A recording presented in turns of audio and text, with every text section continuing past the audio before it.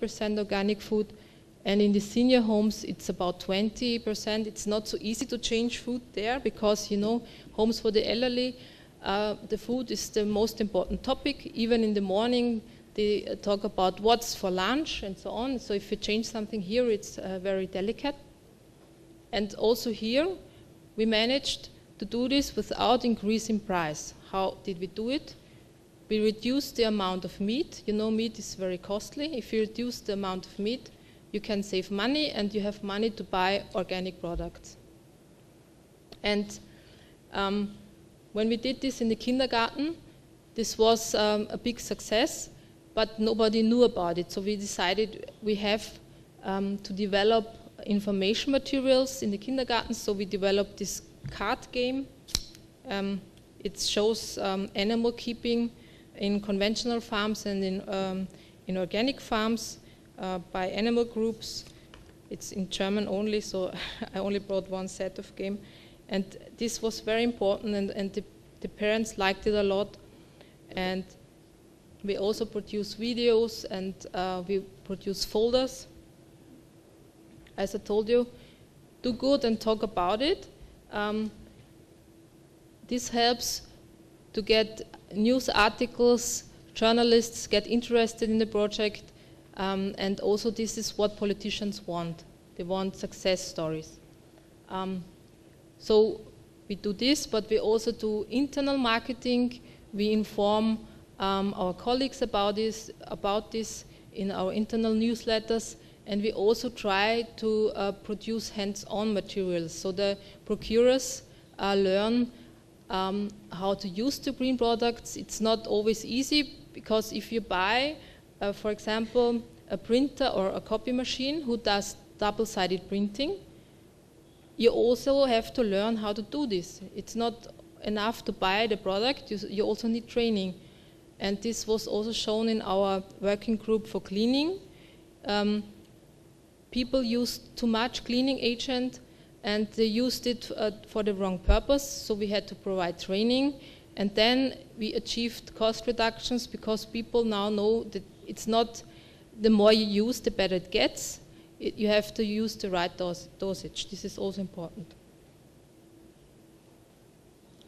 So I want to again talk about the benefits. Green public procurement allows you to achieve your environmental targets. I gave you the examples for CO2 reduction. It was not only that we calculated it, there's also this study by PricewaterhouseCoopers. So there are data. It really helps you to combat climate change. This is very important. But CO2 is not the only topic. You reduce harm to environment by chemicals, you reduce waste, and you reduce the use of resources like energy and water and so on. It's really important to do it. Then you as an authority are also a role model for the public, and this will multiply the effect for the environment. In Vienna, if we want our citizens to do something, we try to lead by good example. So we do it, and then we can ask it from our citizens. I think this is also very important. And this is also a signal to the industry. As you heard, we spend 5 billion euros on products and services, but our citizens, they spend even more money. And when we say do green public procurement and our citizens will do the same, then industry will notice that this is the future, and they will also adapt to it. Which brings me to the next point, induced innovation.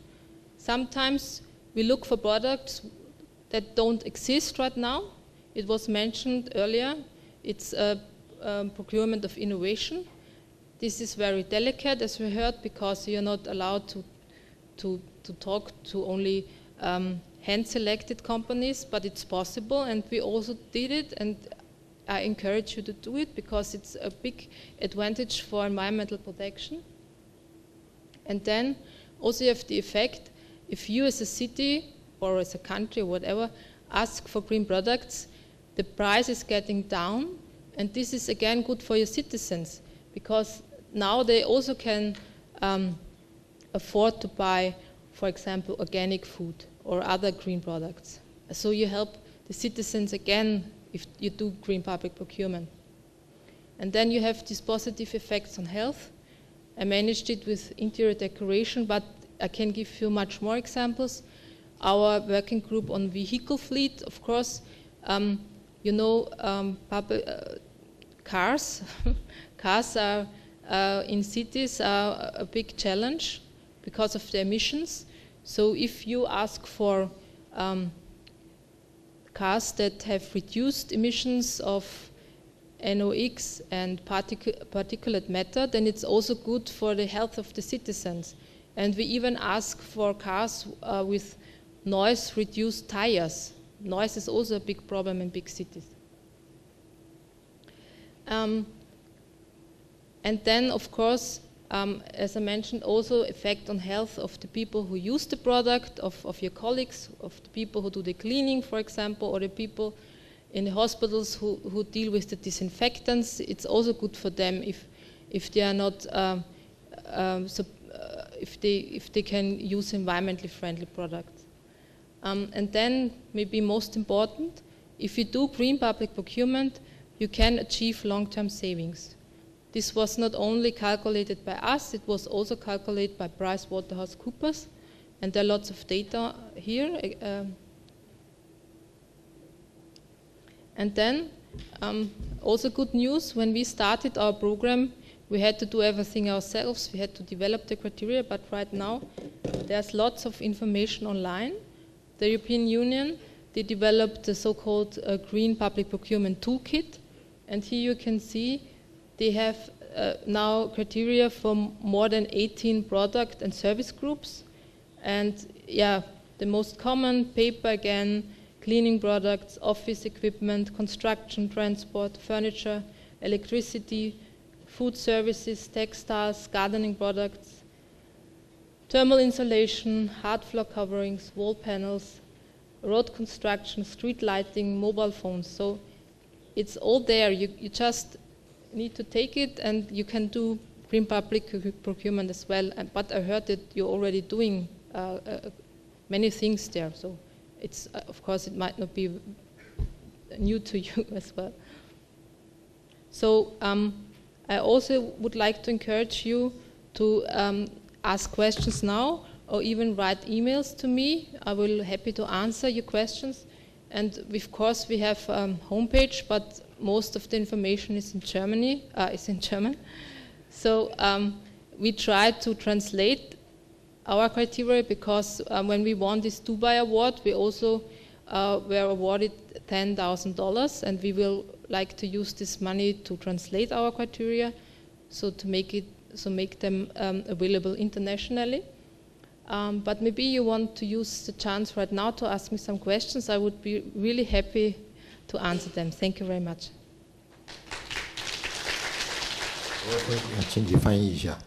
他在第17页有关于 CMR 还有 VOC， 请问他在欧洲他们那边 CMR 是不是很重视这方面的影响？谢谢。We try to avoid them as much as possible. So most of our criteria regarding this topic are that they are not allowed at all. If for certain cases it's necessary to use them for certain construction purposes, then there are thresholds, and of course we measure it. We measure it in the product, but also then afterwards in the rooms, and to measure the indoor air quality. This is very important to us. I can speak English. And with the CBRE, we do property management. So do you have a good example of the property management with the green procure? Did you do this in your country? What do you mean by proper management? Property management. Property management. Yeah, or facility management. Okay. Of course, our criteria only apply if we do this in our buildings, like in official buildings, like schools, kindergartens, and so on. And there, it's colleagues of mine who do this and who monitor it. In the private sector, it's not. From what I know, it's not done at all. And so you have these problems like sick building syndrome. It's very common in Europe and in North America. I don't know about this, if you know about this here. All these chemicals, you can measure them and they affect the health. People get headache, all kinds of problems if you don't look at this. It's a very important topic. And whenever possible, if we are responsible for official buildings, we do it. But I don't know about the private sector. I have a question. Does your government provide any incentive to the first mover to follow your regulation or procedure? Any incentive to first mover to follow procedure or regulation of the government? Thank you. You mean if because we were pioneers, if we got any incentive for this? Yes. Yes. No. It's just our motivation. People in this program, they want to achieve something for the environment. And to be honest, they do this alongside the ordinary job, and they do this even on the weekend or whatever when they find time for it. But we like what we do, and it's so beautiful to do it because you see the results so much. And it gives sense to your work. It's a nice project, nice to do it. I'm sorry, I may mislead you. I'm talking about the general public. Does the government provide any incentive to the general public for them to adopt this kind of policy? I'm not talking about any staff. You mean the citizens? Yes, thank you. Okay. Well, in certain cases, for example, for e-mobility, we provide money about, if you buy an e-bike, you get about 300 euros. Then, of course, all kinds of energy-saving devices like photovoltaic, I don't know the name, photovoltaic models on your roof. You get about, I did this for my private home, I received about 3,000 euros for that. It's more big things, not for small day-to-day consumer products. There's no incentive for this. No. I use Mandarin to speak my question. 请教一下哈，就是台湾的这个蛮多外销到欧盟的产品哈，那它在台湾也拿到国内的这个所谓的 Eco Mark， 也就是所谓的环保产品哈。那是不是在欧盟这些环保产品能够上架到他们所谓的绿色采购的 system 里面，或者是政府的绿色采购的这个清单里面？ This was also mentioned earlier. Up to now, it's not possible for within public procurement to ask for labels. You always have to ask for certain technical specifications. You have to develop criteria. You cannot ask for certain labels. Maybe this will change soon. Then maybe you can ask for the Taiwanese label, but right now it's not possible. Please. If I come back a little bit on the question on the property management, so would that mean that Vienna, if you were to rent offices or buy from a property development such as the CBRE, I think, you would apply these environmental criteria, whereas the private companies currently in Austria do not have any. Is that what you say? Yeah. What we do is, if we rent an office and there would be renovation necessary, then they have to use our criteria. The same is with contracts regarding cleaning or winter service or so on. They also have to use our criteria, or transport in some cases. 还是需要翻译。那个有两件事呼应几位这个所发言的。第一个就是有关于 property management 这方面的话呢，我们目前已经开始新的法规，就是 IAQ 跟 IEQ，Interior Air Quality and Interior Environment Quality two regulation will in the next year. 就明年会这样子。那第二件事情就是有关于刚才小姐说我们产品输往欧洲，事实上在下我是建筑师赵伟业，那我原来在台湾电力公司总公司，当时欧洲已经开始80几年的时候，就1990年附近呢，开始就是环保的议题到台湾来。当时欧洲也要求一件事情，就是说我们台湾这边产品输往欧洲的时候，必须符合环保的要求的条件的生产，才能够送那边去。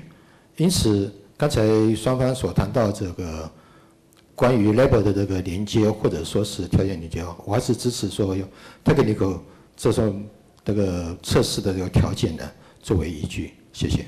I agree. We also need to talk about monitoring and testing. That's true.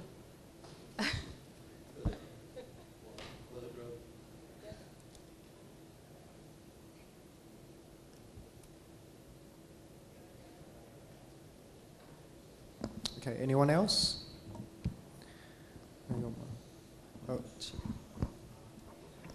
Usually when we prescribe technical specifications in the invitation document with regard to green product specification, sometimes we have to face the challenge from suppliers of non-green products.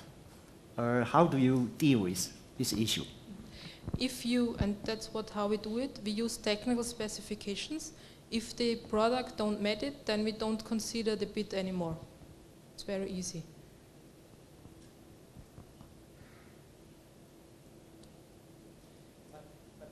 Is there always a challenge procedure? I mean, how do you deal with the challenge procedure?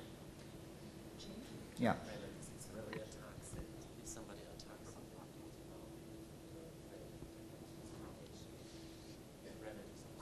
No, if you're clear with the technical specification, then it's no problem at all.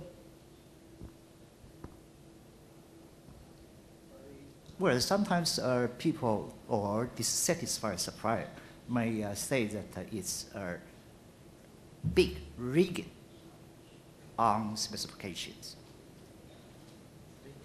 Yeah, big rigging for a certain supplier, for a specific supplier.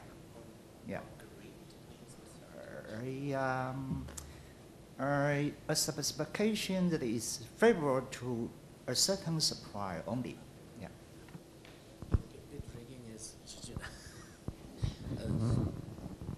Yeah. Well, I mean, obviously, you could have some favoritism via technical specifications. That means that you would craft them on a particular supplier. That is obviously wrong, and if attacked at court, such a tender would be annulled, obviously, or it's illegal in the EU to do that. Now, I'm not sure if I would call it bid rigging. We use the word bid rigging rather for competition issues, such as when there is a cartel among few companies, mainly in constructions, and they hook up together, and then they basically bid together, and they decide which company shall get which tender. So again, if we find out, we would attack that, and there's fines, or to a certain extent it could be even a criminal offense what they do. Now, by the same ticket, technical specifications could be hijacked also for the good green purpose. But precisely for that reason, we have certain rules, European rules, and precisely for that reason, you have the actual purchases, like Viennese Council, to have such a fairly complicated, complex or comprehensive structure of how to go about it. Because you've seen that you have a whole office where they develop the criteria, and when they do it, they have two things in mind. It has to be green, but it has to be legal, and it has to be non-discriminatory. Of course, you cannot exclude within the thousands of contracting authorities in the EU and daily millions of transactions that there are sometimes problems. We do believe that there are still, minimum to the overall number of tenders that are going well. That's what. And this is also why our work never stops, because the market changes. So we always have to meet again and look at the market and change our criteria. They are not the same. our oldest criteria, catalog of criteria, I think is 2 years old. We have to change them and yeah, adapt all the time.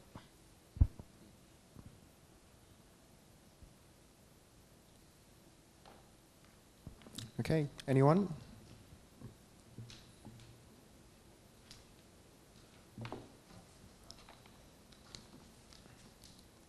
All right, then I would like to call the seminar urgent for now. It's lunchtime now, actually. We have prepared lunchbox for you. My colleagues outside will help you with the lunchbox. And oh, by the way, thank you, Ms. Percy, for your fascinating presentation. Let's give her a big hand.